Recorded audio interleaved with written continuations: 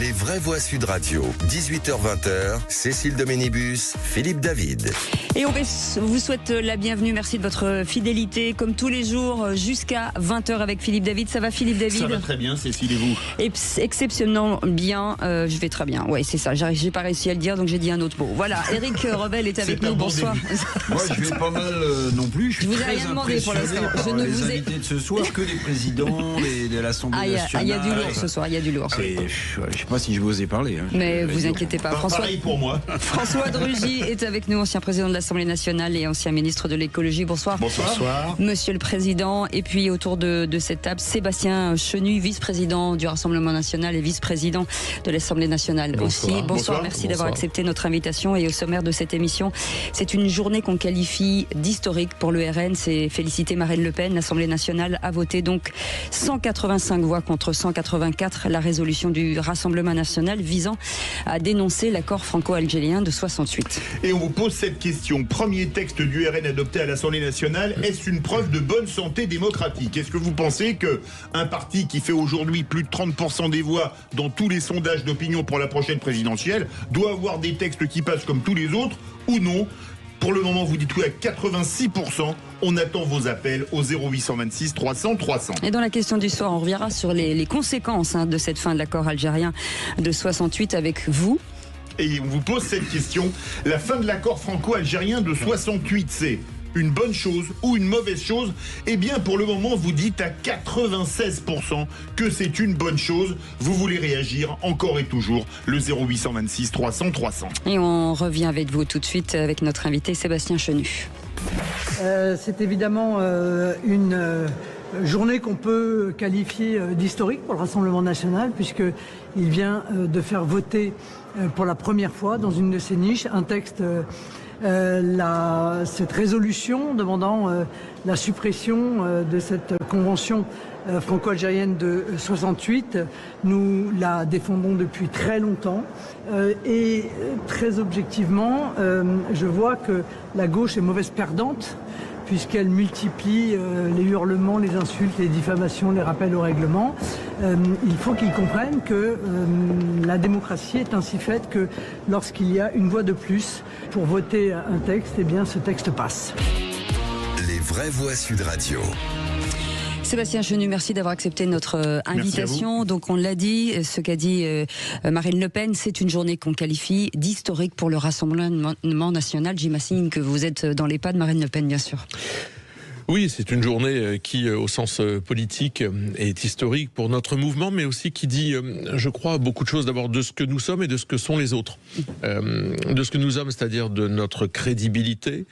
Nous avons donc fait passer un texte que nous avons porté et nous avons réussi à convaincre au-delà de nos bancs, ce qui veut dire que, effectivement, cette capacité à convaincre, elle signifie que ce texte avait une crédibilité, puisque ce ne sont pas les alliés du Rassemblement national, mais ce sont les alliés d'ailleurs de la Macronie. Le groupe Horizon, il est allié, c'est un support du bloc central, qui ont voté ce texte.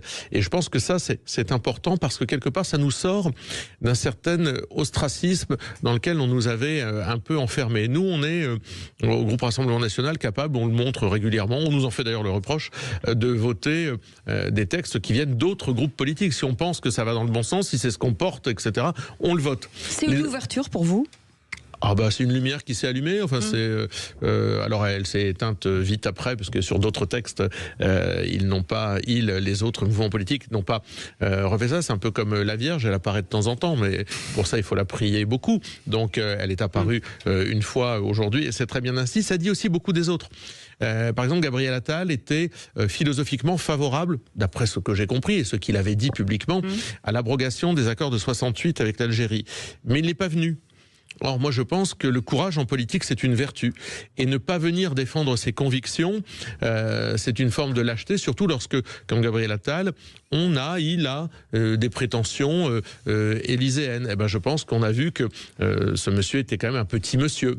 Et puis, ça en dit beaucoup sur la gauche, une certaine gauche d'ailleurs, qui ne juge que par l'insulte, ne fonctionne que par les hurlements. J'étais été consterné de voir les positions des écolos. Et je reconnais pas d'ailleurs François de Rugy qui est là, qui a été lui-même député écologiste. Je reconnais pas les écologistes qui sont aujourd'hui sur les bancs et l'écologie qui était à l'époque portée par François de Rugy. Je le dis très simplement. On n'est pas du tout dans la même chose. C'est une écologie rouge aujourd'hui, soumise à la France insoumise. En fait, la gauche n'a qu'à s'en prendre qu'à elle.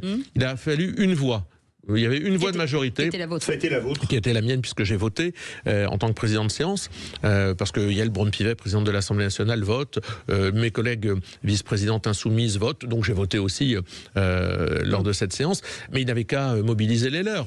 Ils n'avaient qu'à trouver les députés écolos, socialistes, communistes, LFI, qui n'étaient pas là aujourd'hui. Donc voilà, ça dit quelque chose de nous, le Rassemblement national, ça dit quelque chose des autres. François de Rugy pour répondre. Il faut quand même remettre l'église au milieu du village, comme dirait Philippe David. C'est à 19h03, il s'agit du vote d'une résolution concernant un accord de 1968 qui nous lie de manière extravagante à l'Algérie, qui octroie aux ressortissants algériens des avantages par rapport aux avantages hallucinants. Mais attention, il s'agit que d'une résolution. Celui qui ratifie ou qui tire un trait sur des accords, c'est le président de la République. C'est pas l'Assemblée nationale. Il s'agit d'une résolution. Donc attention à pas, c'est un constat que je fais, en faire trop. C'est-à-dire qu'on peut avoir une position sur l'accord de 1968 et la mienne est claire, mais en revanche, l'accord de 1968 n'est pas abrogé ce soir. Non, bien sûr. Pas du tout. Voilà. En tout cas, ça met dans le débat, mais surtout, et ça c'est un constat que je fais, c'est une journée historique pour le RN, pour une raison très simple. C'est que ceux qui pensaient, et notamment à l'extrême gauche, que le RN n'est pas dans l'arc républicain, ils sont obligés de constater ce soir que pour la première fois, une résolution présentée par le RN, même à une voix près, c'est ça aussi la démocratie, l'a emporté à l'Assemblée nationale. Voilà. Mais je ne voudrais pas qu'on laisse croire que l'accord de 1968 est abrogé ce soir. C'est pas le cas. C'est dans le débat. Il appartiendra au chef de l'État. La Constitution est très claire sur la ratification, pas sur le renoncement à un accord. C'est moins clair. Absolument. François de Rugy, l'ancien président de l'Assemblée nationale. Oui, je confirme d'abord ce que vient de dire Éric Revel sur le fond, c'est-à-dire il y a déjà eu, l'Assemblée nationale a déjà pris des positions sur les questions internationales, mais qui sont juste une expression de position. Voilà, l'Assemblée nationale exprime sa position.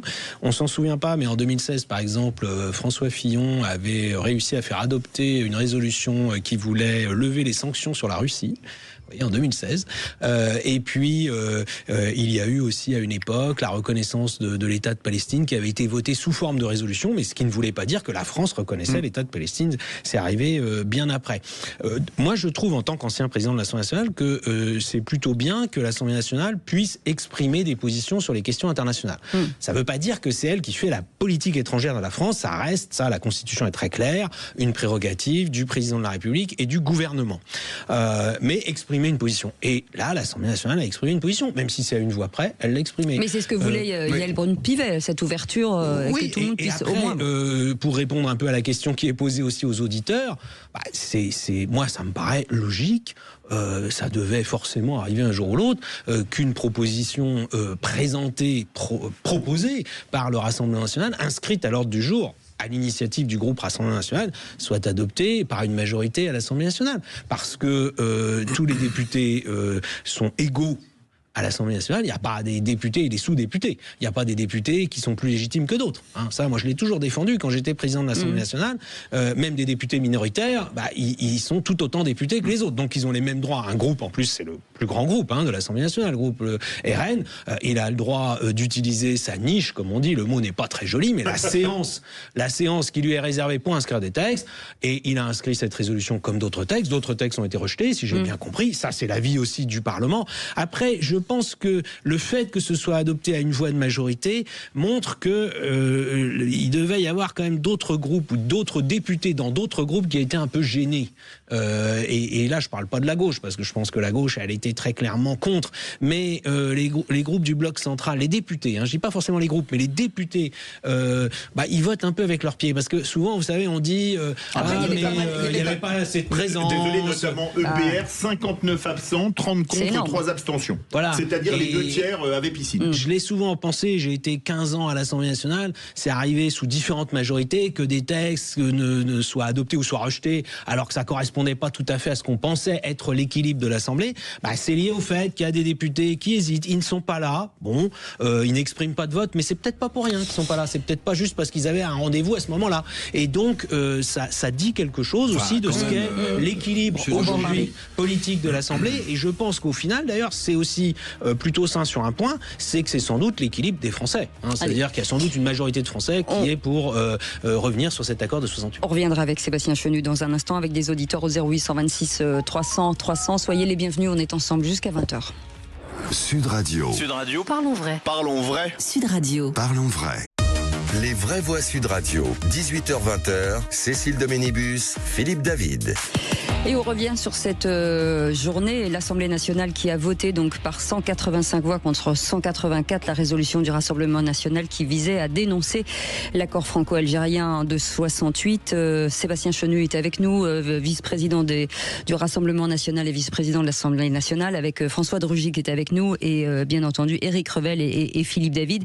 Est-ce que finalement ça va être un tournant stratégique pour votre parti ?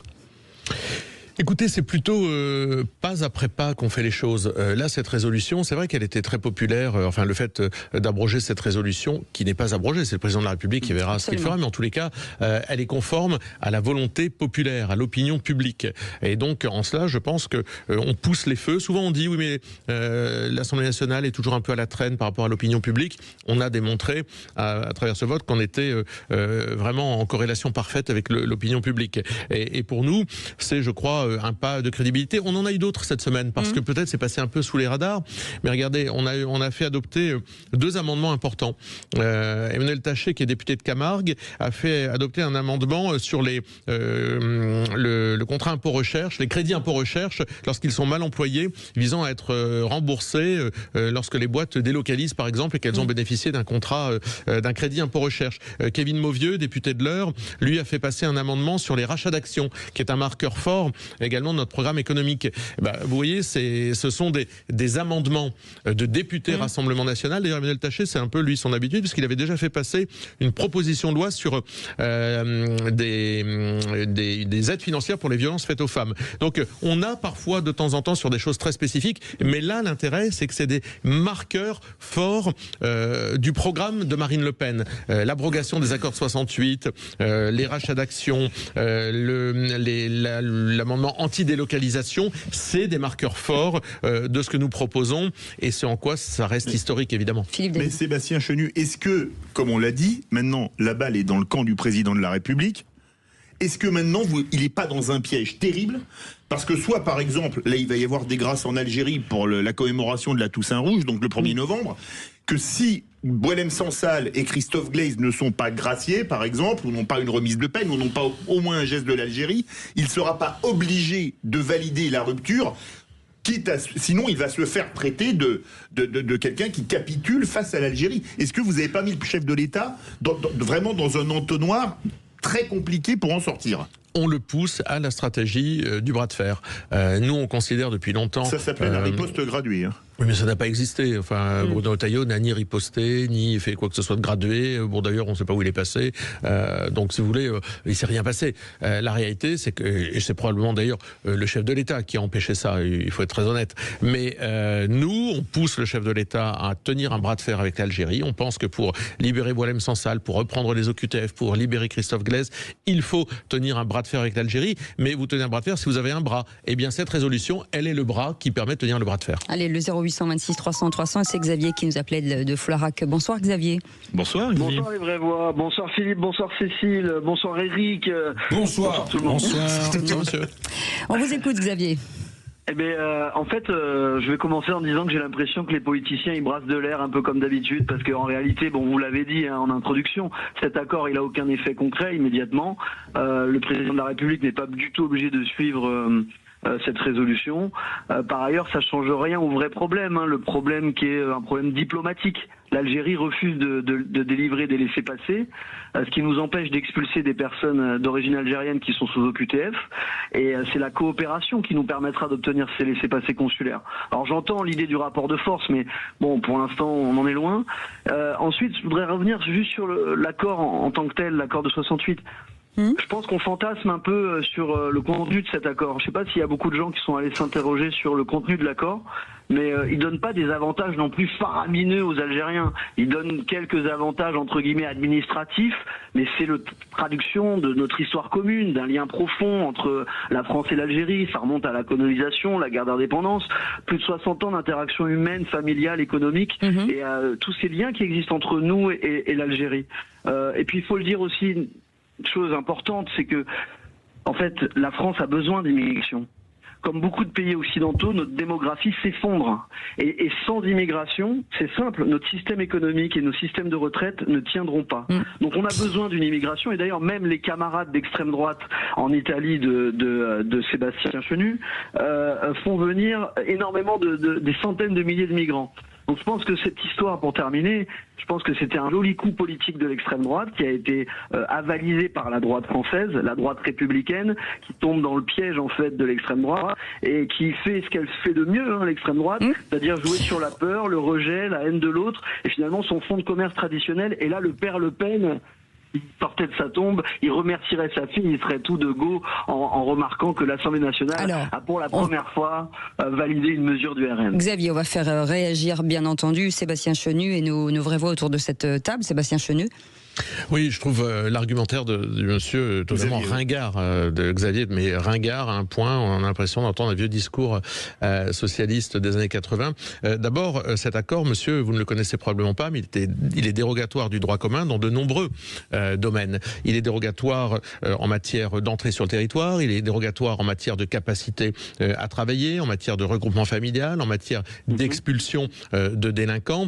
Si vous considérez que c'est pas grand-chose par rapport aux autres pays, je pense qu'il y a beaucoup de pays qui aujourd'hui ont des ressortissants sur notre territoire qui auraient aimé bénéficier d'un tel accord parce qu'évidemment il permet à beaucoup d'Algériens de venir sur notre territoire sans les contraintes qui peuvent exister pour les autres.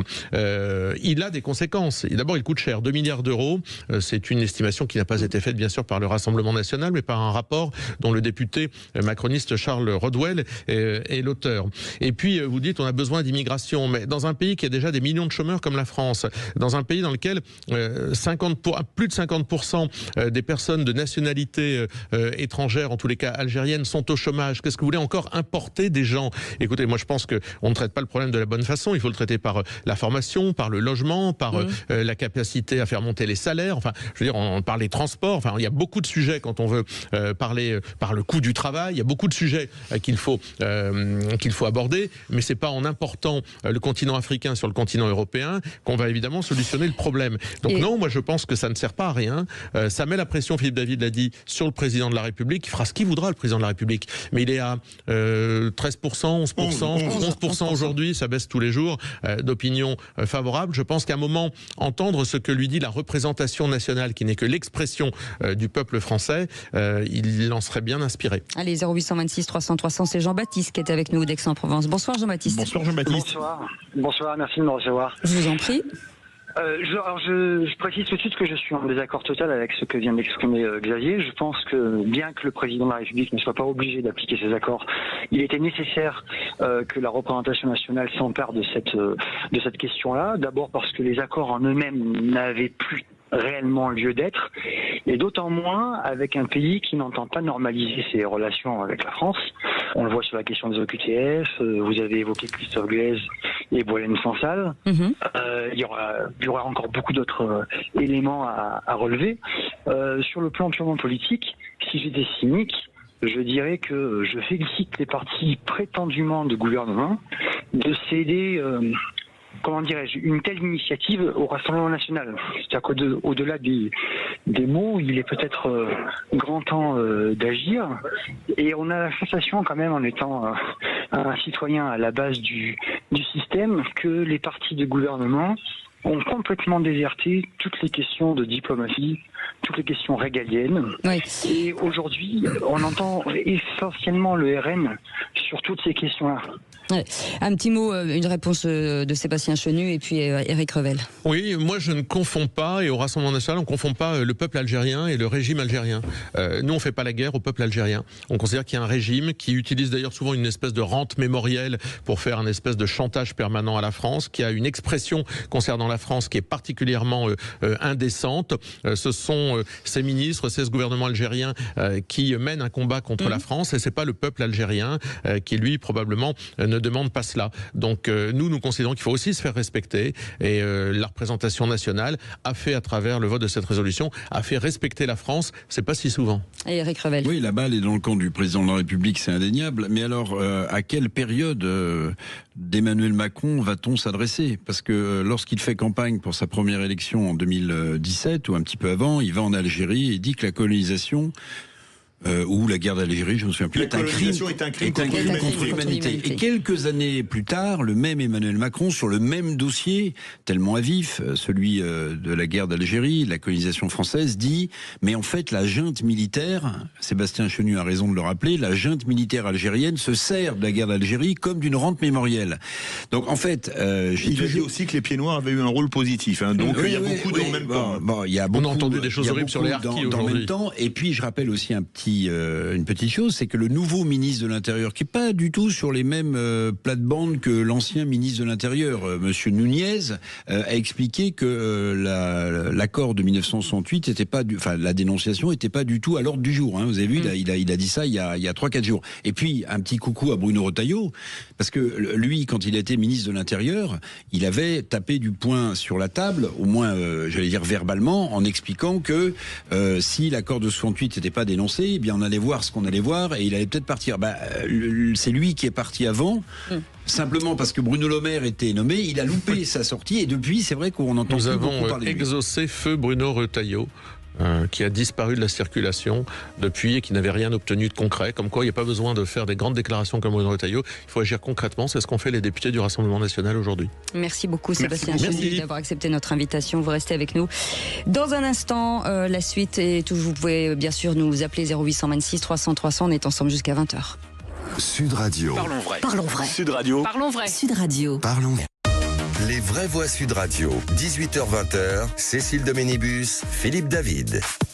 Et avec Philippe David, on est ravis de vous accueillir et surtout d'accueillir Éric Revel qui est avec nous. Ça va, mon Éric? Oh, impeccable, Cécile, Philippe. Puis j'ai un président à côté de moi, donc président de Rugy. Et ministre. Et ministre. Mais moi, c'est des gens. Aujourd'hui, François de Rugy, c'est quelqu'un qui me réconcilie avec l'écologie.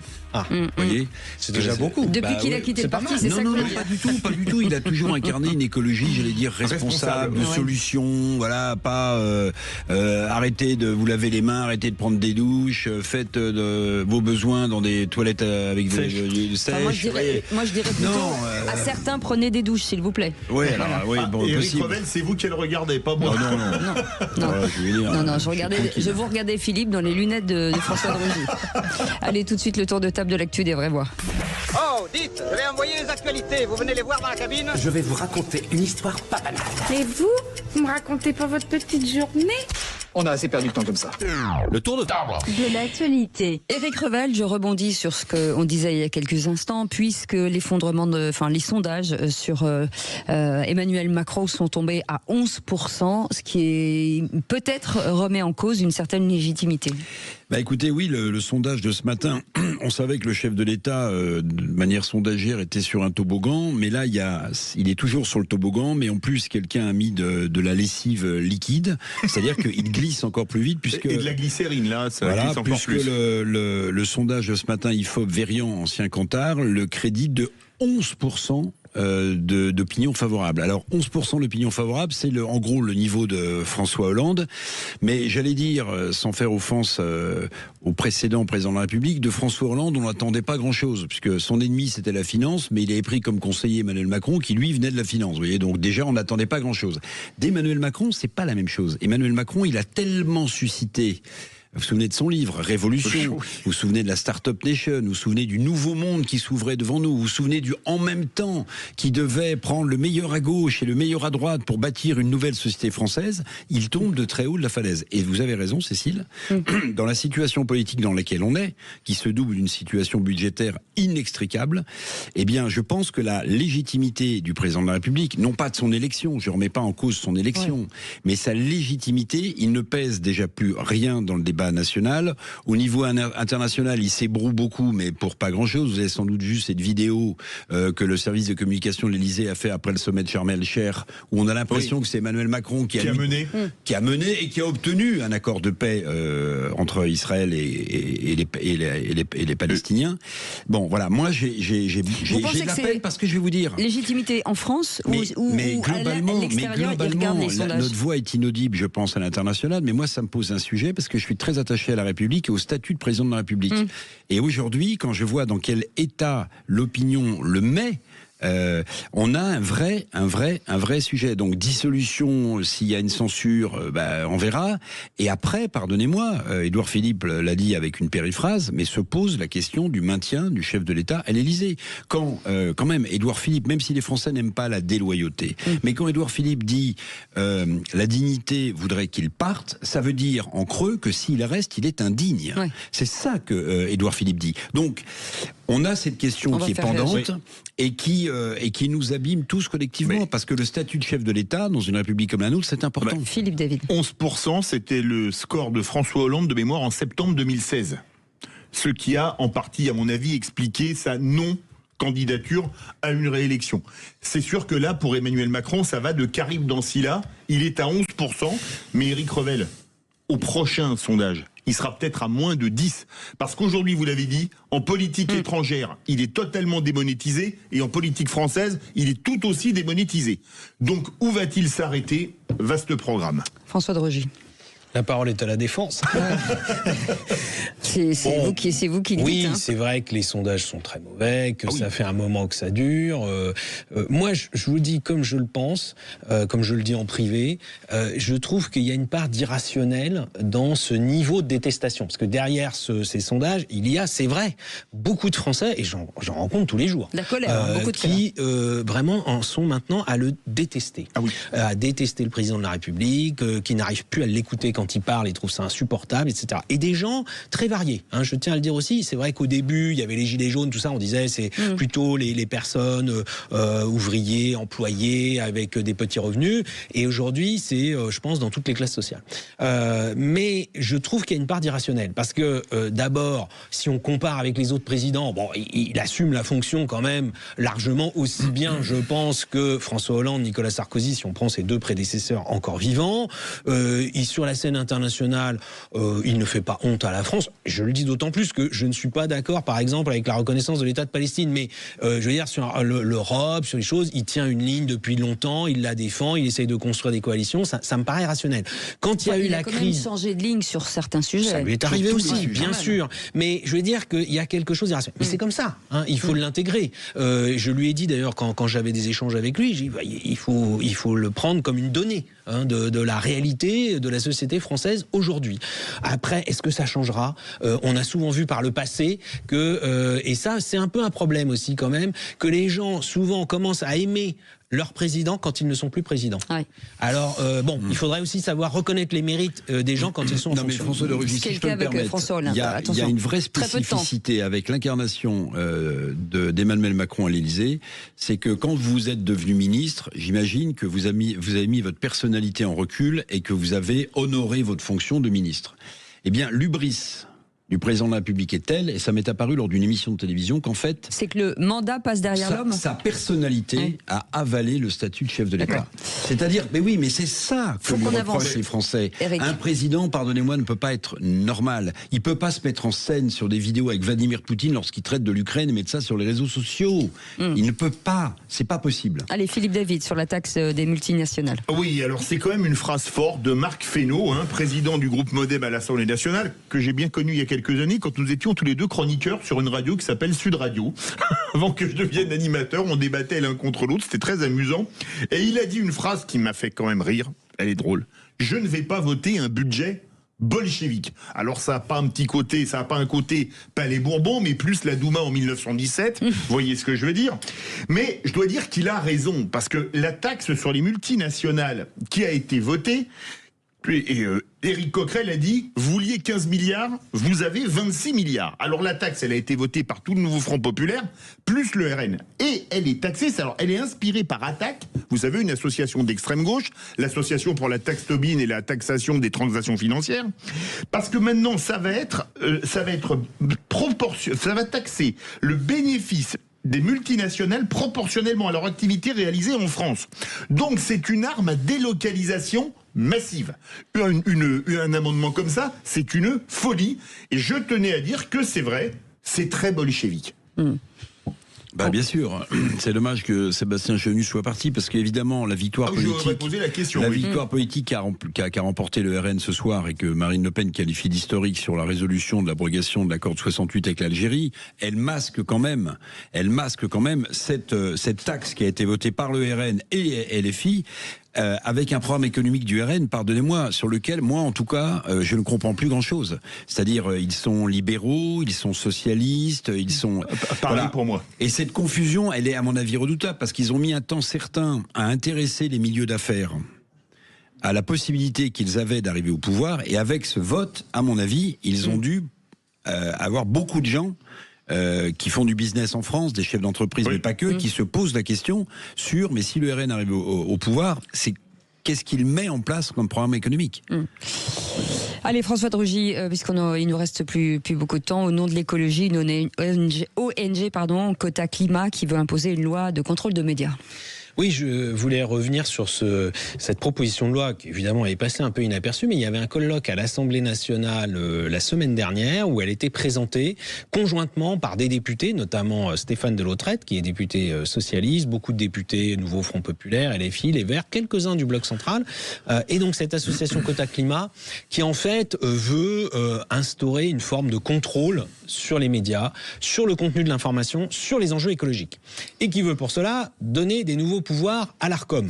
Au passage, petite parenthèse, cette association a reçu une subvention de 25 000 € de l'Arcom pour travailler sur les sujets de l'écologie dans les médias, et elle propose de renforcer les pouvoirs de l'Arcom. Bon, passons.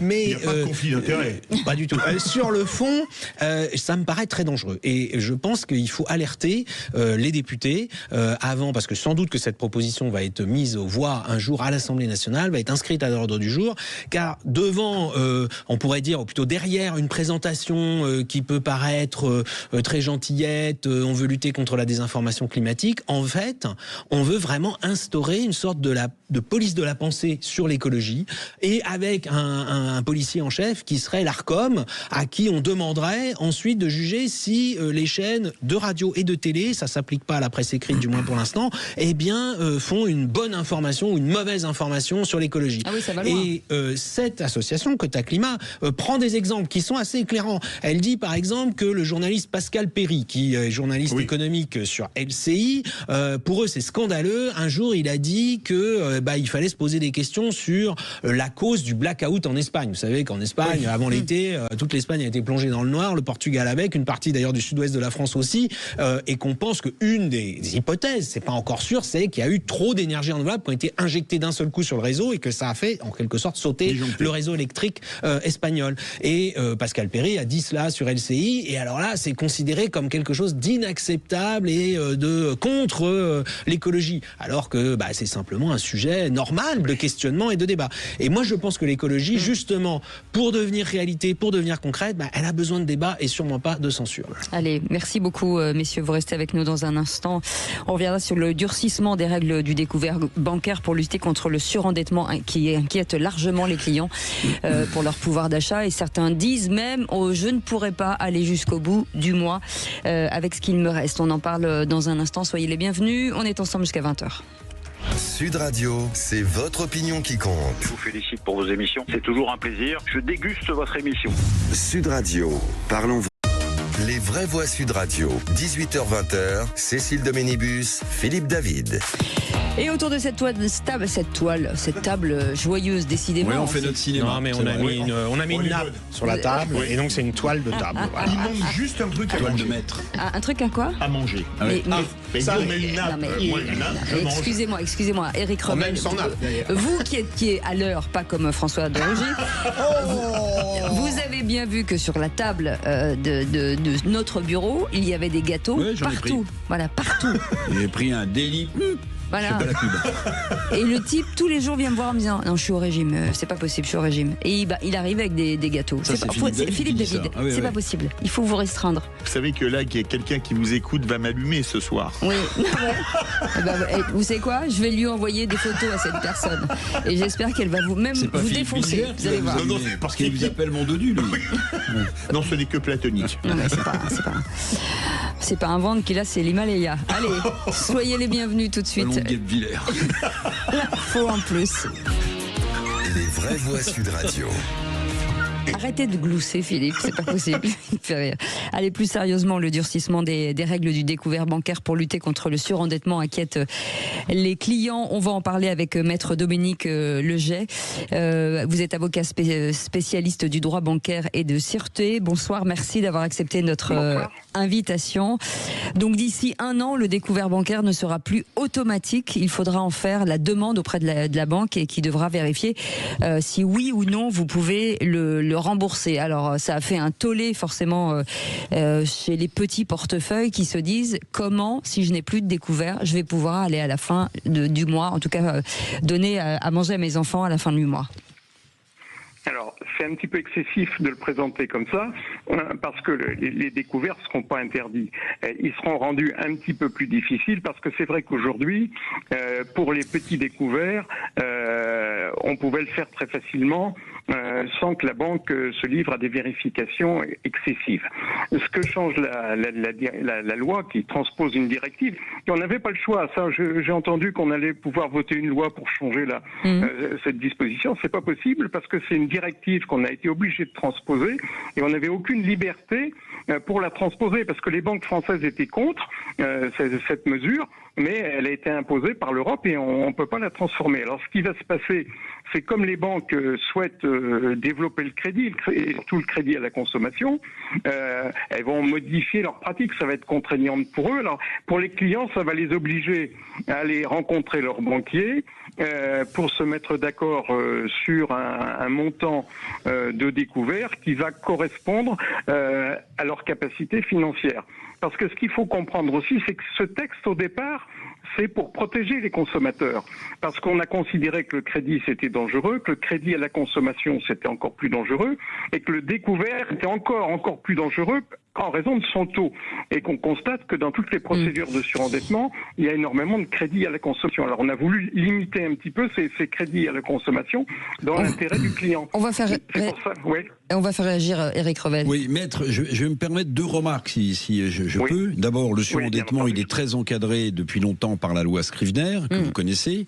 Deuxième chose, vous avez expliqué au début de votre intervention que les propos de Cécile de Ménibus étaient excessifs. Mais vous avez raison de dire que c'est un véritable crédit à la consommation qu'on met en place. Et je rappelle que les règles du crédit à la consommation, c'est que vos charges structurantes, loyer, voiture, ne doivent pas dépasser 30% de votre salaire net. Or, 33, oui, 33. Voilà, 35, très bien. Oui, mais si vous mettez en place ça pour des tout petits salaires, alors en fait, ils seront interdits de découvert quasiment.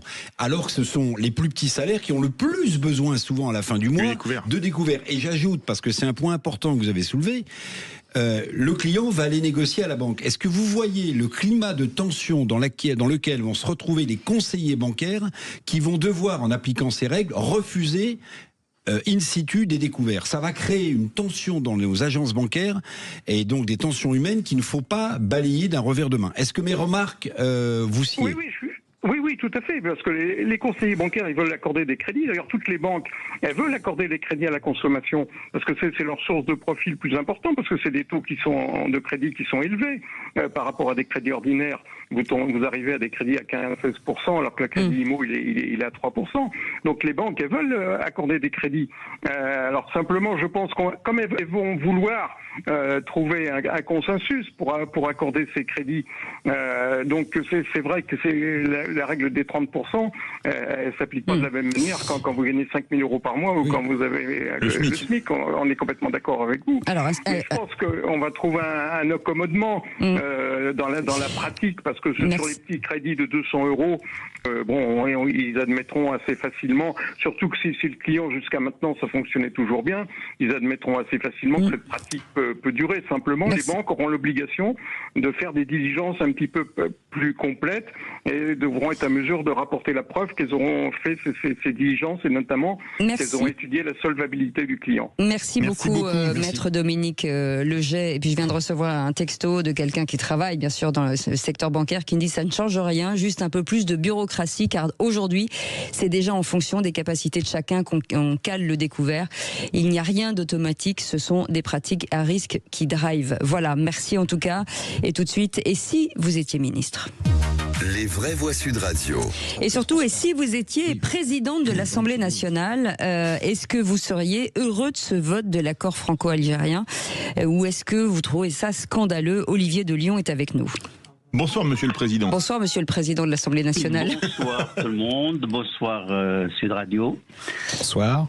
Allez-y, je vous écoute. Alors moi je suis très content, au moins notre parti patriote a fait le travail et à une voix près. D'ailleurs, je remercie la voix qui a voté de plus pour nous et pour cet amendement.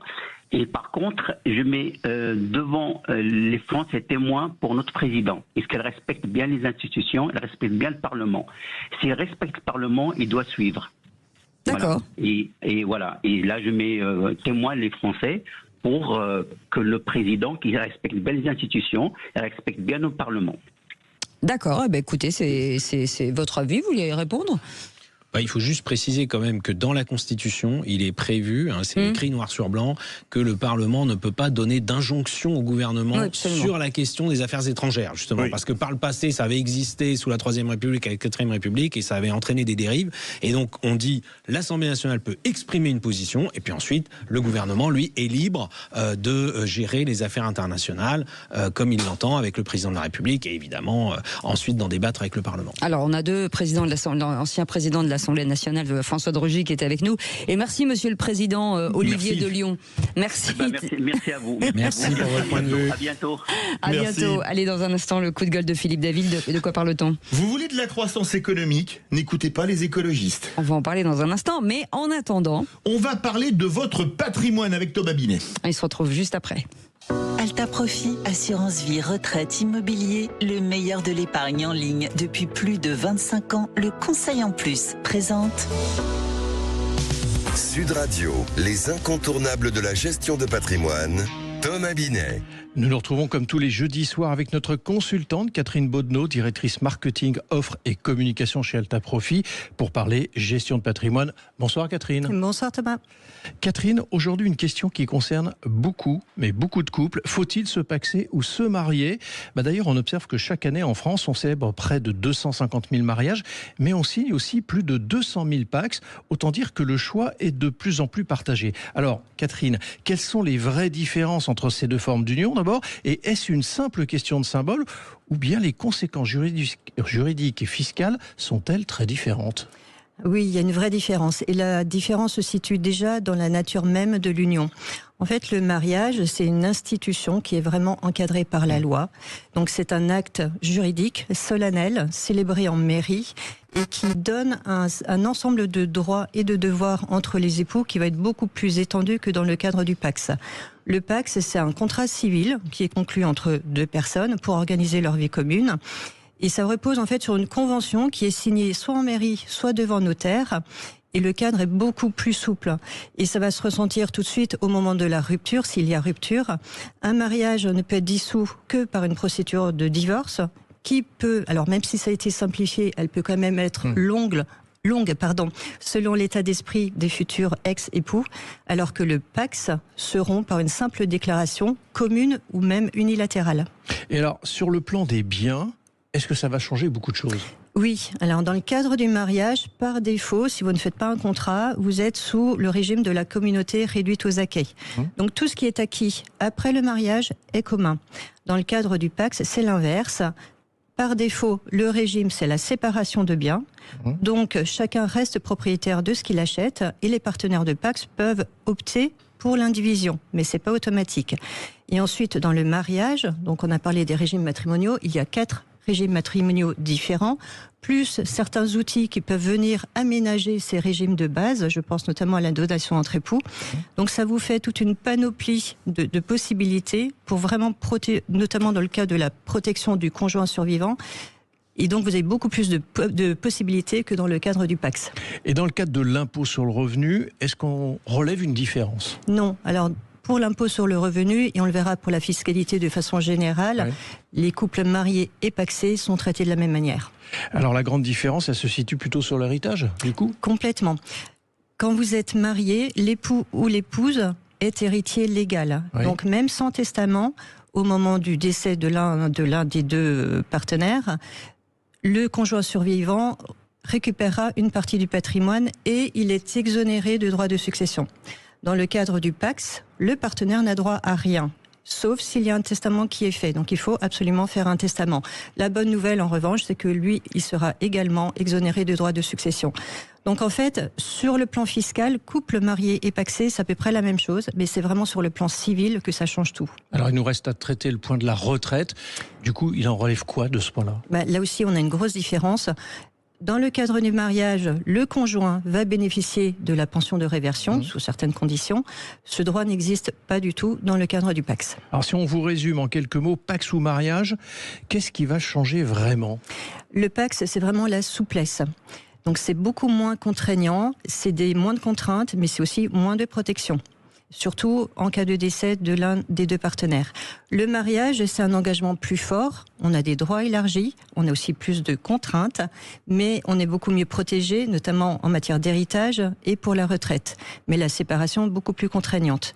Sur le plan fiscal, en revanche, le législateur a mis vraiment tout le monde sur un pied d'égalité. Merci Catherine pour vos précisions qui devraient probablement nous aider un peu plus à mieux comprendre la différence entre justement mariage et PACS et surtout les choix qu'il faut faire au niveau fiscal. On vous retrouve jeudi prochain pour un autre numéro d'Oser Investir, les incontournables de gestion de patrimoine. Et pour ce qui me concerne, je vous donne rendez-vous dimanche matin à 9h25 dans la matinale week-end. Sud Radio, les incontournables de la gestion de patrimoine. Thomas Binet. Avec Alta Profit, assurance vie, retraite, immobilier, le meilleur de l'épargne en ligne depuis plus de 25 ans, le conseil en plus.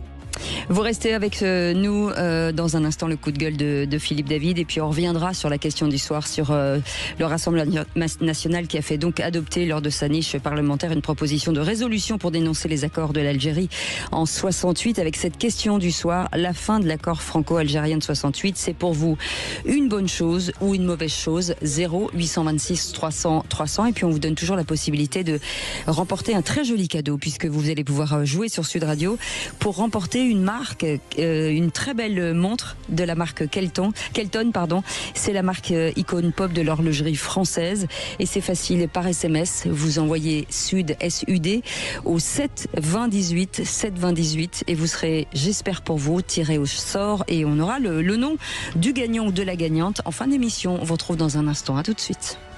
Sud Radio. Sud Radio, parlons vrai. Parlons vrai. Sud Radio. Parlons. Les vraies voix Sud Radio. 18h-20h, Cécile Doménibus, Philippe David. Et qui est autour de cette table? Eh bien, c'est François de Rugy qui est avec nous. Monsieur le président de l'Assemblée nationale, ancien ministre de l'écologie. Qui est d'autre? Éric Revel, The Famous. Mes copines l'appellent le beau gosse. Ah oui? Oui, absolument. Vous avez vu, il a l'œil qui a frétillé. Ouais. Non. Mais je vieillis, Cécile. Je m'en rends compte. Elles ont 102 ans en même temps. Vous me rassurez, parce que là... Non, elles ont mon âge. Non, il y a quelque chose.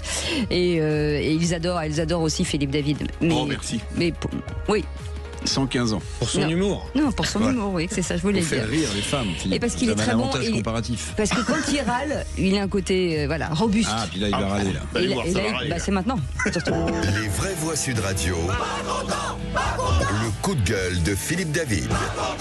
Comme d'habitude, je vais remettre le clocher au milieu du village et même de nombreux villages en France comme Toulouse, Saint-Médard-en-Jalles, Marignane ou encore Bergerac.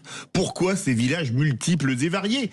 Parce que c'est dans ces villages multiples et variés, dans beaucoup d'autres, qu'est venue la bonne nouvelle de la journée. La croissance française a été meilleure que prévu au 3e trimestre, avec 0,5%, après 2 premiers trimestres marqués par une croissance triste ou nette à 0,1 et 0,3%. Jusque-là, tout va bien. Mais alors, pourquoi râler ? Tout simplement parce que, en regardant les raisons de cette croissance, celle-ci n'est pas due comme souvent à la consommation importée qui plombe notre balance commerciale, mais à nos exportations. Bref, un renversement complet de tendance qui est franchement positif. Alors pourquoi râler ? Allez-vous me répéter, Cécile ? Parce que la croissance de la France n'est pas franchement politiquement correcte. Ce qui n'est pas pour me déplaire, mais ne vous inquiétez pas, je vais râler. En effet, les 3 principaux moteurs des exportations sont l'aéronautique, l'armement et les médicaments. Faisons abstraction des médicaments, mais l'armement et l'aéronautique sont régulièrement vilipendés par une partie de la classe politique. On écoute ceci. Ils ont raison aussi sur le fait que l'aviation, c'est pas l'industrie d'avenir et que voilà, enfin, j'ai pas tellement de doute là-dessus. Après, que l'armement serve aussi de stratégie industrielle, c'est un sujet et pour moi, c'est un très gros sujet d'ailleurs dans les mois qui arrivent. Et donc, aujourd'hui, dans les stratégies industrielles, c'est pas l'aviation et l'industrie d'armement qui doit être prioritaire. Enfin, là, j'ai entendu Bayrou dire qu'il fallait produire. Je suis désolée. Aujourd'hui, on émet 15 tonnes de plastique. On rejette 15 tonnes de plastique dans l'océan toutes les minutes. On est au bord de la catastrophe écologique, mais d'une catastrophe d'une ampleur inouïe. Et là, on est en train de produire, travailler, construire des avions. Non.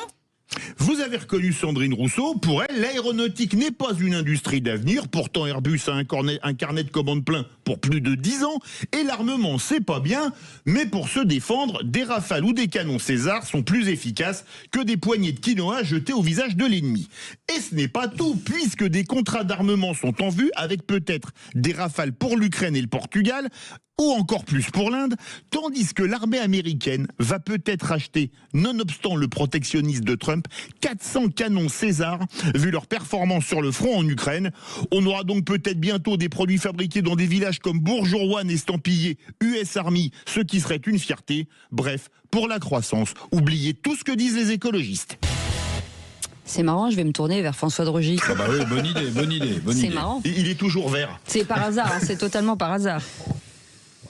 Moi, je souscris en fait à ce qu'a dit Philippe David. Je le dis souvent d'ailleurs dans des débats politiques ou médiatiques. Il y a beaucoup d'écologistes d'aujourd'hui, Sandrine Rousseau, mais pas que Sandrine Rousseau, aussi Marine Tondelier, Yannick Jadot, il passe son temps à critiquer tous les grands groupes économiques français, etc., qui passent leur temps en fait à critiquer tout ce qui va dans le sens de la croissance économique. Certaines industries particulièrement, en effet, l'aéronautique. Vous savez que le patron je crois que c'est Safran, a dit un jour, moi je n'irai plus essayer d'implanter une usine dans une ville dirigée par les Verts ou dans laquelle les Verts ont une place importante comme à Rennes, parce qu'il a dit qu'à Rennes, des tomates. Voilà, il a été très mal accueilli, ça a été le cas aussi dans la région lyonnaise, etc.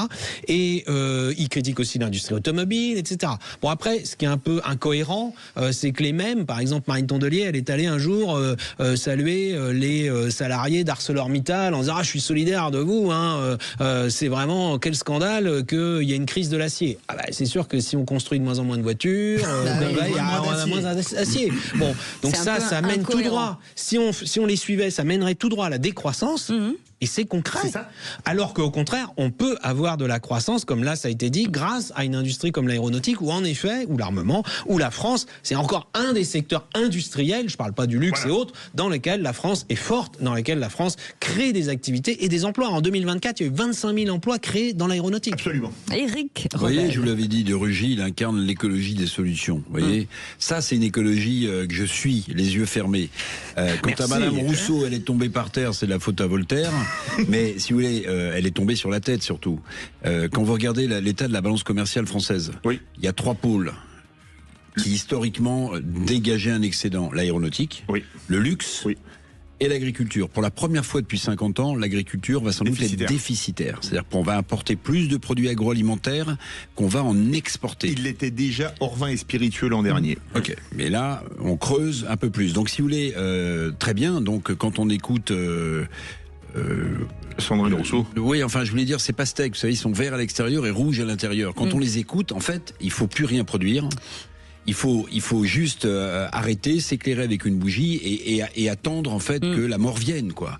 Et donc, le comble étant quand même que les mêmes demandent que les salaires augmentent, que les prestations sociales augmentent. Donc je ne sais pas comment on finance la redistribution sociale si on n'a pas de la production à la base, sachant que dans l'aéronautique, arrêtez le barbecue. Voilà, et dans l'aéronautique comme d'autres secteurs, c'est des secteurs en plus où les avions d'aujourd'hui, ils sont beaucoup plus intéressants écologiquement que ceux d'il y a 10, 20 ou 30 ans. Je ne sais pas comment on va financer cette émission si on ne passe pas la pub.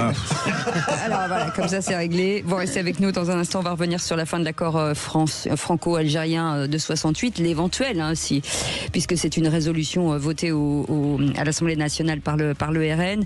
Est-ce que c'est une bonne chose ou une mauvaise chose, Philippe? On vous pose cette question. La fin de l'accord franco-algérien de 68, c'est une bonne chose ou une mauvaise chose? Vous dites que c'est une bonne chose à 96%. Et moi, je suis d'accord. C'est une bonne chose. Il faut aller au bras de fer. Et vous, 0826 300 300. Sud Radio. Sud Radio. Parlons vrai. Parlons vrai. Sud Radio. Parlons. Les vraies voix Sud Radio. 18h-20h. Cécile Doménibus, Philippe David.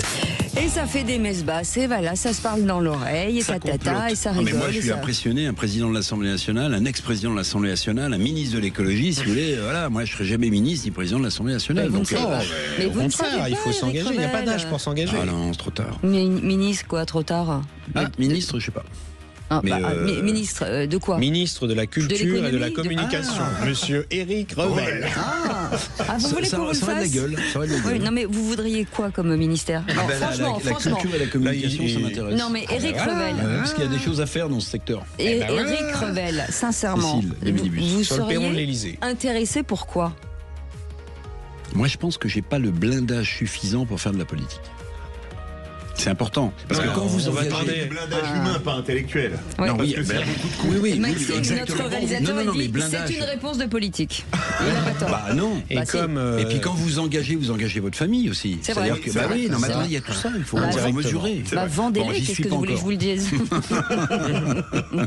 Comme ça, vous serez tranquille. Allez, Éric Revel autour de cette table. Peut-être prochain ministre, on ne le sait pas. En tout cas, voilà, le débat est lancé. C'est pour ça que je parle de François de Rugy, il a des réseaux. Oui, ça change souvent. Donc les postes sont régulièrement vacants. Préparez-vous. Il n'y a pas forcément d'appel à candidature. Philippe David, bien entendu, tout de suite, on va revenir sur cette résolution votée par la résolution du Rassemblement national, votée en tout cas à l'Assemblée nationale cet après-midi avec cette question. La fin de l'accord franco-algérien de 68, c'est Philippe? Une bonne chose à 96%. Vous voulez réagir? On attend vos appels au 0826 300 300. La guerre d'Algérie commence en 1954. Elle oppose le Front de Libération Nationale, le FLN, un mouvement qui revendique l'indépendance du pays, à la puissance coloniale française établie dans la région depuis 1830. Au fil des mois, des attentats de plus en plus violents éclatent dans le pays, tandis que l'armée française traque sans relâche le FLN. Dans les jours qui suivent son investiture, le général de Gaulle se rend en Algérie et enchaîne les discours. Mais ses propos sont ambigus. Je vous ai compris. Dès janvier 1960, il se soulève à Alger. C'est la semaine des barricades. Un pouvoir insurrectionnel s'est établi en Algérie par un prononciamento militaire. Ce pouvoir a une apparence. Un carteron de généraux en retraite. C'est plus précisément le 27 décembre que le texte est signé par le général de Gaulle et Abdelaziz Bouteflika, ministre des Affaires étrangères à l'époque, qui deviendra président en 1999. L'accord crée un statut particulier pour les ressortissants algériens. Il concerne la circulation, le séjour et l'emploi en France. Votant 374, exprimé 369, majorité 185, pour 185, contre 184. L'Assemblée nationale a adopté. Les vraies voix Sud Radio. Éric Revel, sur cette résolution et surtout ce que ça pourrait engendrer ou générer si toutefois le président de la République allait jusqu'au bout. Voilà, parce que c'est une résolution. Le pouvoir en matière de politique étrangère appartient au président de la République pour ratifier des traités, c'est le cas puisqu'il s'agit du traité de l'accord de 1968, ou pour, au contraire, les rejeter. Donc en fait, c'est une injonction du Parlement à au moins ouvrir un débat. Est-ce que le chef de l'État s'emparera de ce sujet? J'en doute fort, parce que la façon dont le président algérien balade la France, alors on nous a expliqué que c'était de la diplomatie feutrée, que Boualem Sansal et notre confrère qui est détenu, qu'il fallait faire confiance à la diplomatie française. Il se passe rien. Boualem Sansal est toujours en prison. C'est un otage du régime algérien à qui on reproche sa liberté d'expression. Et pardonnez-moi, la France fait carpette. Donc, est-ce qu'il s'empare du sujet? Est-ce qu'il va jusqu'à parler de cet accord de 1968? Je retiens qu'il y a quelques jours, le nouveau ministre de l'Intérieur, Laurent Nunez, a expliqué que la dénonciation de cet accord n'était pas à l'ordre du jour. Donc j'en déduis que le président de la République est sur la même longueur d'onde. Maintenant, il faut respecter, et c'est politiquement un symbole très fort quand même, parce que la normalisation du Rassemblement national à l'Assemblée nationale ou dans les élections intermédiaires dans ce pays, c'est pas seulement le nombre de députés qu'ils arrivent à engranger, c'est pas seulement la façon dont ils mettent les idées sur la table du débat national, l'immigration ou la sécurité, ça passe aussi par cette résolution, même si elle a été votée avec une voix d'écart, qui pour la première fois montre que le Rassemblement national est définitivement, pour ceux qui en doutaient, dans l'arc républicain, comme l'a dit Nicolas Sarkozy dans une interview. Et je pense que ça marquera l'histoire, mais ça masque aussi, pardonnez-moi, cette victoire politique du RN, non contraignante en la matière. Ça marque aussi, et ça détourne un peu l'attention sur la confusion que vous avez souligné tout à l'heure, Philippe David, sur des amendements du RN qui sont votés avec LFI, où on se demande si le programme économique du RN est socialiste, marxiste ou libéral. Voilà. J'ai envie de vous demander, est-ce qu'il faudra du courage politique à Emmanuel Macron pour aller jusqu'au bout, François de Rugy? C'est surtout que si on veut dénoncer cet accord de 1968, il y a sûrement des bonnes raisons de le faire, ne serait-ce que parce que les conditions d'abord des relations entre la France et l'Algérie ne sont plus du tout les mêmes. C'est clair. Ça a été rappelé un peu, j'imagine que c'était l'objectif de ce qu'on a entendu, les archives sonores qu'on a entendues juste avant d'en parler, où on voit bien que cet accord de 68, c'est un peu la fin de la gestion des relations entre la France et l'Algérie, Algérie devenue indépendante en 62. Mais ce qu'il faut quand même retenir aussi, c'est qu'il faudrait une nouvelle convention. On ne peut pas la dénoncer purement et simplement puis dire maintenant il y a des conventions avec plein d'États. Il y a des conventions avec le Maroc, avec d'autres. Bon. Et donc il faut que évidemment il y ait une négociation pour une nouvelle convention. Et c'est sûr que ça c'est très difficile. C'est pas qu'une question de courage de la part du président de la République ou du gouvernement actuel. C'est aussi une question du problème de l'interlocuteur qu'on a en face de nous. Et comme ça a été dit par Éric Revel, l'État algérien, le gouvernement, le président algérien, on voit bien que c'est quand même très très difficile de discuter, que la relation à la France est sans cesse instrumentalisée dans le débat public algérien par le gouvernement algérien. Chaque fois qu'il a des problèmes, il en rajoute dans le conflit avec la France et il réactive les vieux souvenirs de la colonisation alors que ça fait plus de 60 ans que l'indépendance est faite. Donc c'est aussi dans ce contexte-là qu'il y a cet accord à dénoncer. Ça peut créer du conflit. Non, je voulais juste rajouter une petite chose qui pèse évidemment dans nos relations avec l'Algérie, c'est la reconnaissance par le président de la République et la France du Sahara occidental comme étant marocain. On comprend aussi, parce qu'il faut être équilibré et honnête, on comprend aussi que... C'est une blessure forte pour le président algérien, puisque toute sa famille est marocaine. Et de là-bas, voilà. Donc il faut reconnaître quand même que, évidemment, on n'a pas mis tous les atouts de notre côté, mais attendez, il a pris une décision courageuse, voilà, on peut l'apprécier ou pas. On peut penser que c'était pas le moment de le faire, etc. Mais en tout cas, il a tranché. Après d'autres pays, l'Espagne avait reconnu le Sahara occidental. Mais voilà. Donc il y a ça aussi qui pèse, à mon avis, dans la balance. Moi, je crois que c'est une bonne chose. Maintenant, la balle est dans le camp d'Emmanuel Macron. Mais Sébastien Lecornu a dit qu'il faut renégocier l'accord, quand même. Et Sébastien Lecornu, absolument, il est Premier ministre. C'est pas un... Il a dit qu'il faut renégocier l'accord. Oui, le moment est venu de renégocier l'accord. Une phrase dans ce style, je crois que vous l'avez, François. C'est important, les mots, là. Est-ce qu'il prend acte du vote de la résolution ou est-ce qu'il... Sébastien Lecornu pense qu'il faut renégocier l'accord franco-algérien dénoncé par le vote de la pression à son mentor. Absolument. Et il y a quand même une chose importante. Rappelons-nous que dans 2 semaines, ça fera 1 an que Boualem Sansal est embastillé. J'ai pas d'autre mot, qu'il est otage. Christophe Glaise est un autre otage. Donc, ça veut dire une chose. La riposte graduée que nous avait vantée Jean-Noël Barrot est un échec total. Non, mais attendez, Jean-Noël Barrot, les affaires lui sont totalement étrangères. Oui, c'est exactement. Totalement. C'est exactement Attendez, il est aux ordres de ce que lui demande de faire Emmanuel Macron. Pardonnez-moi. Non, mais ça, on est bien le seul diplomate qui pèse dans ce pays, c'est le président de la République. Les autres ne comptent pas. D'ailleurs, il a dissous le corps diplomatique. Absolument. Et donc, maintenant, il faut passer à la manière beaucoup plus... je pense aussi. Et ça, je pense que c'est terrible à dire, parce que si jamais... Maintenant, la balle est dans le camp d'Emmanuel Macron. Et il est dans un piège. Si l'Algérie ne fait aucun geste, il est obligé de dénoncer l'accord. Ou alors, il va vraiment passer pour celui qui se couche devant l'Algérie.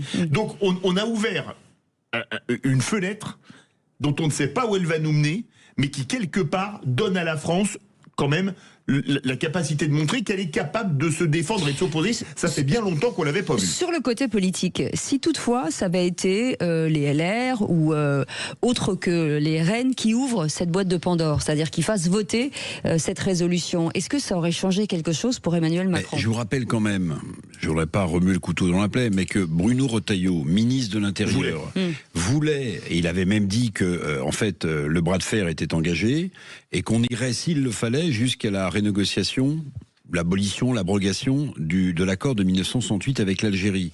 Que n'a-t-il pas démissionné à ce moment-là, pardonnez-moi, en disant, écoutez, Boualem Sansal n'est pas libéré, on n'entame pas un bras de fer avec l'Algérie, je considère que ma mission s'arrête là. Non, il a préféré démissionner parce qu'il n'avait pas été au courant que Bruno Le Maire incorporait le gouvernement, vous vous en souvenez, de Sébastien Lecornu 1. Je pense qu'il a loupé complètement sa sortie.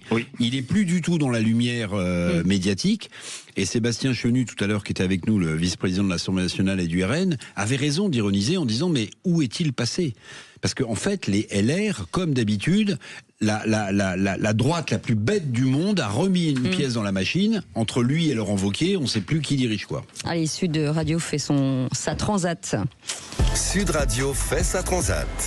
Et durant toute la durée de la transat Café L'Or, retrouvez chaque jour donc l'aventure de Joël Paris, malvoyant, et de son co-skipper Goulven Marie, de rêve à perte de vue, le classe 40 dont Sud Radio est partenaire, François-Louis. Et c'est déjà le 4e jour de notre journal de bord. Ça passe vite. Ouais, c'est dingue. On vogue. Et je crois que ce soir, on peut même souffler un peu plus parce que notre duo de navigateurs vient d'arriver en Espagne dans le port de la Corogne pour se mettre à l'abri d'une grosse dépression dont on parle depuis quelques jours. Dépression qu'ils ont d'ailleurs subie au prix d'un peu de casse.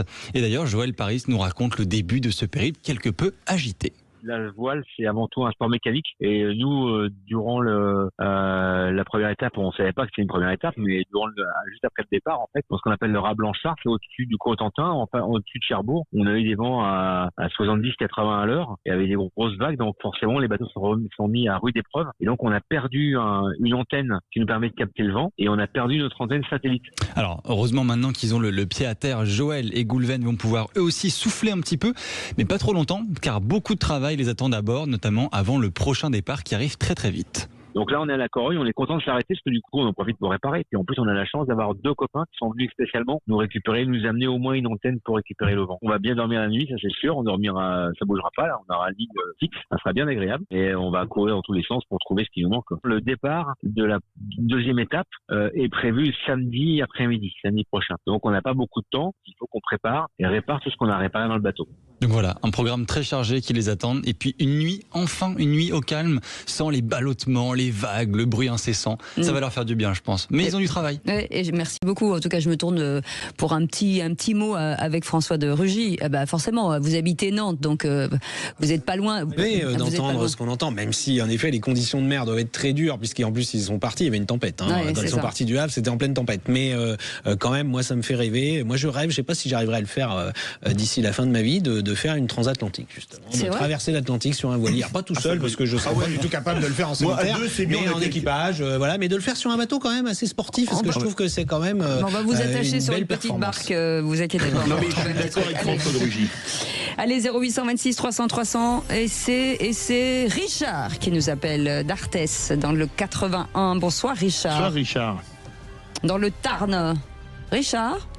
Oui. Vous avez demandé Bonsoir. Richard, ne quittez pas. Richard, bonsoir. Allô, Richard. Voilà, Richard est là. Richard, vous étiez caché? Non, du tout. Mais j'habite à la campagne, ça passe pas très bien. Ah ben, voilà. Mais vous Les avez zones de la blanches. chance. Il y a un petit décalage. Écoutez, j'ai envie de vous dire, Richard, que vous êtes le grand gagnant. Bravo! Merci beaucoup. Vous avez Merci remporté une très belle montre de Kelton. C'est la marque icône pop de l'horlogerie française. Là, vous allez être au top du top du top. Et en plus, vous serez à l'heure pour écouter les vraies voix à partir de 18h. Et ça, c'est bien. Ah oui. Ouais, j'écoute tous les soirs. Les débats sont animés. Ouais. Merci. Alors, il a dit animé, pas intéressant. Donc ça me dérange. Et il paraît que c'est une montre connectée, mais il faut avoir du réseau. Voilà. Oui, ça va, il y en a un petit peu quand même. Voilà. On est très heureux en tout cas. Merci pour votre fidélité. Moi aussi, je vous remercie à tous et à toutes. Et voilà. Continuez comme ça, comme vous êtes. Merci. On vous embrasse très fort. En tout cas, merci d'avoir joué avec nous et on est très heureux. En tout cas, demain, il y aura une autre montre à vous offrir. Ah oui. Merci beaucoup, François de Rugy. Merci beaucoup. Merci de votre accueil, cher Revel. Bonne soirée. Vous êtes les bienvenus quand vous voulez. Et dans un instant, on m'en revient demain alors. Automobile. Et vous savez qui sera là dans un instant, Philippe David? Oui. Qui? Eh bien, on aura Henri-Jacques Citroën, le petit-fils d'André Citroën, pour parler des 70 ans de la DS. Mais vous pouvez rester pour assister. Et de la panthéonisation de son grand-père, André Citroën. Eh bien, on va peut-être vous garder un peu. Alors, si vous voulez rester un peu, vous êtes les bienvenus. Et après, on parlera de l'avenir de l'automobile.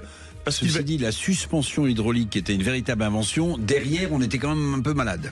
Ça dépend. Non, mais c'était pour refaire un peu l'effet transat. Vous savez quoi? Vous allez lui dire en face. Sud Radio. Sud Radio. Parlons vrai. Sud Radio. Parlons vrai.